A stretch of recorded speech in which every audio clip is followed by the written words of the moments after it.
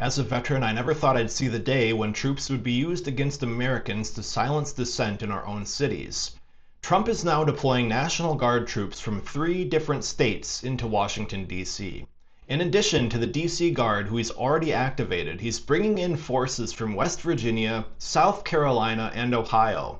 That'll be over 1,500 troops on the streets of our nation's capital. When I was stationed in Kirkuk, Iraq, we had around 3,000 Army troops on our base. That was in a war zone. This isn't one. Now we've got half that force patrolling a city where violent crime is actually lower than it was during Trump's first term. I can't help but notice one glaring difference. Back then, he wasn't implicated in the Epstein files. I've seen conservatives cheering this on, echoing Trump's narrative that this is in response to out-of-control crime, but here's the reality. DC's crime rate is at a 30-year low. Local officials are saying the city is safer than it's been in decades. You can learn more about these stats in my other video about this here. The same conservatives are saying things like, what's wrong with wanting to clean up a city? Or, well, it's clear that the left just supports crime. So let's break that down. Supporting the right to protest and opposing mass military deployments on American streets is not the same thing as supporting crime. No one on the left or right wants higher crime rates. But using soldiers to clear out homeless encampments and intimidate protesters isn't fighting crime. It's showmanship. It's authoritarianism. It's about making the city look orderly for the cameras, not actually addressing root causes of crime or homelessness. Let's be real, what's being cleaned up here isn't criminal activity. It's poverty, dissent, and anyone who doesn't fit the image of a proud and beautiful capital. The left's opposition isn't about supporting crime. It's about defending civil liberties and demanding real solutions that don't involve turning the National Guard on our own people. So what's the real reason for this massive military presence? Let's talk about what's really going on. Protesters in DC have already taken to the streets, holding signs saying things like no military occupation and no fascist takeover of DC to oppose Trump's original DC Guard deployment. And what was the response from his administration?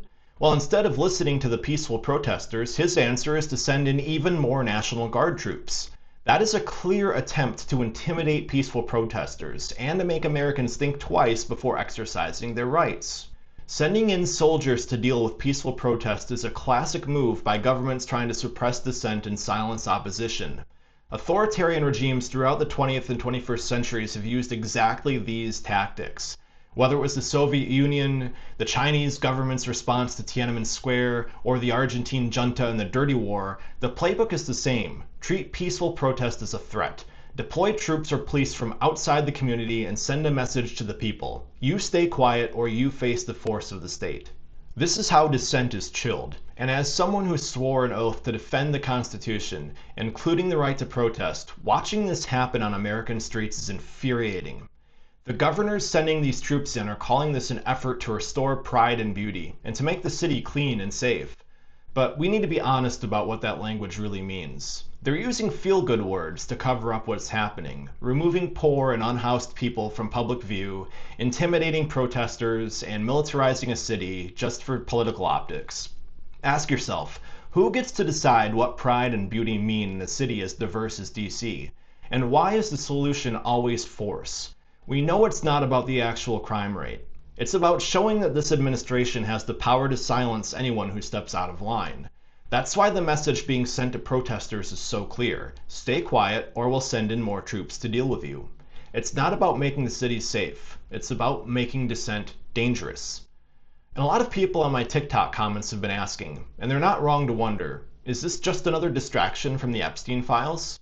Let's be honest, crime in DC is lower now than it was during Trump's first term, but, well, there is another difference. Back then, he wasn't implicated in the Epstein files. So while the city gets flooded with soldiers, the news cycle gets filled with images of order and authority, and meanwhile, the real scandals fade into the background. And even if you're skeptical, ask yourself, why is the administration choosing this moment, right as more details about Epstein's connections come to light, to make such a big show of force? If you, viewer, wanted to bury a story, would you do anything different? As a veteran, this feels personal.